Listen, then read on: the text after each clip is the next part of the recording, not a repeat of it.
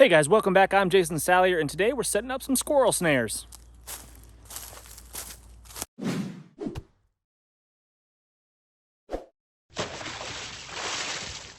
So your snare location is super important. You just can't randomly put a squirrel snare anywhere in the woods and expect to catch anything.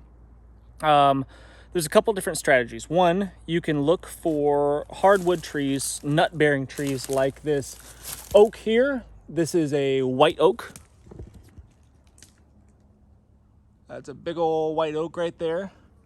Another one here. Or hickory trees. Hickory trees are good too. There's some green nuts falling off the hickory trees around here right now. And somewhere around there, because that's a food source for the squirrels. What you can look for on the ground is kind of what I would call a midden mound. It's where the squirrels have torn apart the nuts and left all of the husks of the nuts.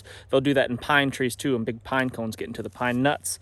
So if you can find something like that, a midden mound around the base of a tree, that is a perfect place to set up one of these squirrel snares. Something else you can also do, if you're having trouble finding one of those, is you can just sit quietly somewhere. You can find yourself a nice quiet spot in the woods, kind of like this, and then you can just slowly scan. And if you happen to spot a squirrel on a tree anywhere, doesn't really matter. As long as you see that squirrel using a tree, that would probably be a good spot, because squirrels are kind of creatures of habit and they'll use the same trees over and over and over again. And that would be an ideal place as well to set up one of these snares. All right, once we've discovered our squirrely location, we're gonna wanna find a branch that is that we can use for a ramp. Squirrels are fairly lazy for the most part, and they'll always take the path of least resistance, just like all animals that are out there trying to survive and conserve calories. So what I want to do is create an easy way for this squirrel to get up into this oak tree. And what I would do is find myself a stick. You don't want it too big, you don't want it too small, you don't want something that's really flimsy and is gonna bend or break or just fall over. And you don't want something too big where the squirrel can go around your snare. You don't want that. So something maybe arm-ish size is gonna be just about right. So what I would do is get this wedged in here securely where it's not gonna fall off, it's not gonna roll over when the squirrel gets ensnared. And that is step one. Step two is going to be to reach into my Wazoo cache cap here and pull out some wire. Pretty sure I've got some in there somewhere. There we go. Got some brass wire here. Now this is not necessarily snare wire, and it may or may not be strong enough in a single strand like this to catch a squirrel and not get broken. So what I would do, most likely if it really mattered, is I would double this up and twist the wire, and that's going to do a couple different things. One, it's going to strengthen the wire. It's going to more than double its tensile strength. Two, it's going to make the snare kind of lock in place when it entraps the squirrel around its neck. So I've got my length of wire that I need, say maybe 2 feet at most. I'll double it up.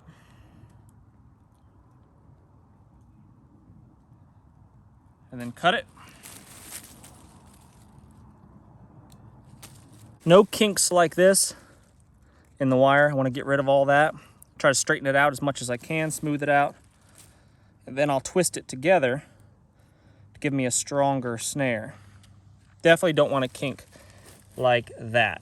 That will be a definite weak spot in the wire. Straighten all that stuff out. Just take the two ends together,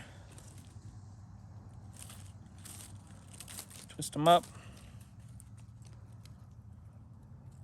and then I'll twist my wire like so. Just put my finger through the end of the loop and just wrapping it around and around. And now you can see my wire is doubled up. If I just went and made a small little loop like this, twisted it over,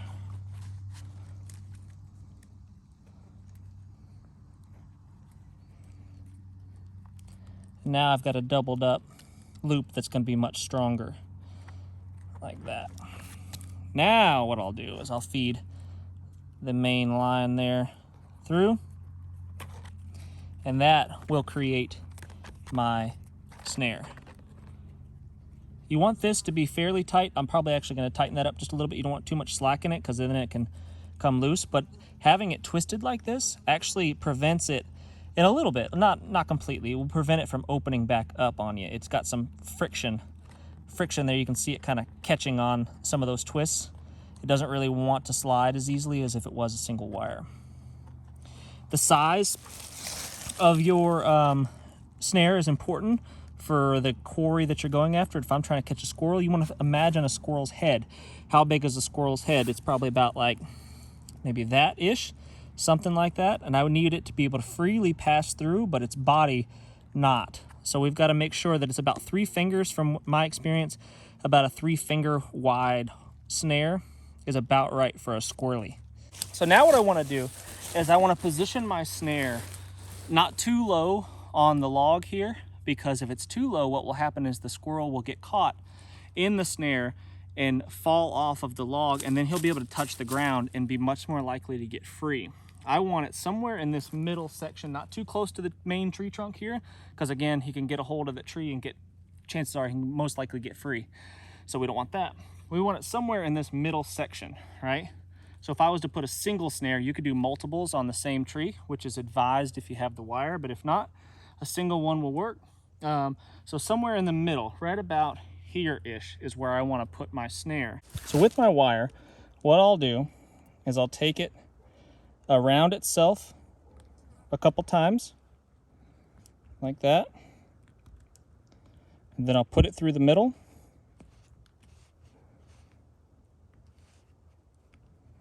Feed it through the middle. And then I'll go around it again. And that's real secure. It's not going to come loose. I want it tight, but not so tight that it won't slide around the tree a little bit. I want that to happen. So if I've got it here on the side and my snare set up right here, about a squirrely size head, I want this to be nice and smooth. Don't want any kinks in it to get hung up where it won't tighten up around the squirrel's neck. And you just bend the wire and shape it to the point where it's perfectly placed. So here's the completed snare. Imagine you're the squirrel and you're coming along, hopping along like squirrels do. You see this big, tasty looking oak tree with acorns and whatnot in it, and you say, oh, look at that, there's a bridge. I'll take that bridge, I'll hop my way right up it until I come to this.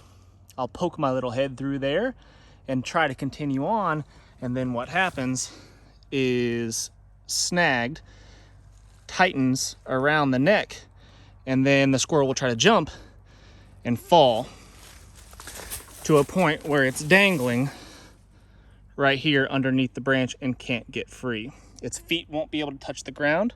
The space between the bottom of the snare right here and the ground is too far. It can't touch the tree, can't reach back up and get this. It is stuck and will be waiting for you when you want it. Now this snare will kill the squirrel, and it's fairly fast, and it is very effective. Remember, trapping is a numbers game, right? The more snares you have out, the more likely you are to catch something. If you set out 10 snares, you're probably only going to catch 1 squirrel. And that's just the way it works. I have found that by doing this method, that the squirrels will eventually become used to the obstacle of the snare, and then you'll catch something after the first couple days. Once your scent kind of wears off of it, you'll catch something, and then the squirrels will come wise to your snares and just learn to go around them, the ones that haven't been caught, obviously. And then you'll just need to move them again. So that's just one of those little tips and tricks that you can only learn from doing this stuff. But make sure you know your laws, your state, local laws, before you try to do anything like this. That's on you, not me. But anyway, thanks for watching, guys. Make sure you hit that thumbs up, subscribe if you haven't done so already. Leave us a comment. Today's comment is squirrel gravy or squirrel stew? Which would you prefer? See ya.